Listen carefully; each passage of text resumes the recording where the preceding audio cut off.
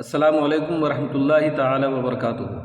حضرات گرامی، کچھ لوگ دور رسالت مآب صلی اللہ علیہ وسلم میں ایسے بھی تھے جو ایمان تو لانا چاہ رہے تھے، لیکن اپنی خاندانی روایت کے مطابق خاندانی عصبیت کی بنیاد پر اور قبائلی عصبیت کی بنیاد پر اسلام کا اظہار نہیں کر رہے تھے اور ایمان نہیں لا رہے تھے۔ ایسے لوگوں میں ایک نام امیہ ابن سلت کا ملتا ہے کہ جو ایمان لانا چاہ رہا تھا لیکن عصبیت کی بنیاد پر اور عناد کی بنیاد پر وہ اسلام نہیں لا سکا اور کفر کی حالت میں مر گیا۔ ایک مرتبہ حضرت رشید اور حضور صلی اللہ تعالیٰ علیہ وسلم ایک ہی سواری پر تھے۔ اللہ کے نبی علیہ الصلوۃ والتسلیم نے فرمایا، کیا تمہیں امیہ کا کوئی شعر یاد ہے؟ انہوں نے کہا، جی یا رسول اللہ۔ حضور نے فرمایا، سناؤ۔ انہوں نے سنایا۔ کہا، اور سناؤ، اور سنایا۔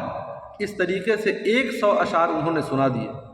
اللہ کے نبی علیہ الصلوۃ والتسلیم نے جب سنا اور اس کے اشعار کو دیکھا تو پسندیدگی کا اظہار فرمایا اور فرمایا، کاد امیہ ابن ابی الصلت ان یسلم، کہ قریب تھا کہ امیہ ابن ابی الصلت اسلام لے آتا۔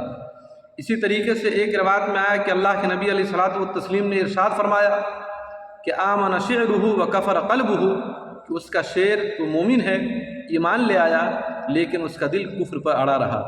کفر پر اڑا رہا، اس کی ایک وجہ عناد بتائی جاتی ہے اور اس کی ایک وجہ خاندانی عصبیت بتائی جاتی ہے، اس لیے کہ وہ پچھلی کتابوں کا عالم تھا اور اس کو علم تھا کہ ایک نبی مبعوث ہونے والا ہے، تو اس نے پچھلی کتابوں کی اہم باتوں کو اور اچھی باتوں کو اپنے اشعار کے اندر پیش کیا تاکہ لوگ یہ سمجھیں کہ یہ نبی ہونے والا ہے۔ اور اس نے یہ تصور کیا تھا، یہ سوچا تھا کہ نبوت کا تاج اور رسالت کا تاج اللہ تعالی ہمارے سر پر رکھا تھا، لیکن ایسا نہیں ہوا، جس کی وجہ سے وہ ایمان نہیں لایا۔ اور ایک وجہ خاندانی عصبیت بتائی جاتی ہے کہ ایک مرتبہ اس نے اللہ کے نبی علیہ الصلوۃ والتسلیم کی زبان مبارک سے سورہ یاسین سنا تو کہا کہ محمد حق پر ہیں اور یہ کلام اللہ رب العزت کا کلام ہے۔ ایک مرتبہ تو اس نے اپنے ایمان اور اسلام کا اظہار بھی کرنا چاہا اس انداز میں کہ وہ طائف سے اپنا مال لے کر مدینہ کی جانب ہجرت کرنے جا رہا تھا، اور جب وہ ہجرت کرنے کے لیے تیار ہوا اور میدان بدر سے اس کا گزر ہوا تو کسی نے کہا، اے ابو عثمان، کدھر جا رہے ہو اور کہاں جانے کا ارادہ ہے؟ اس نے کہا کہ سوچ رہا ہوں کہ محمد رسول اللہ صلی اللہ علیہ وسلم کی غلامی اختیار کر لوں اور دامن اسلام سے وابستہ ہو جاؤں۔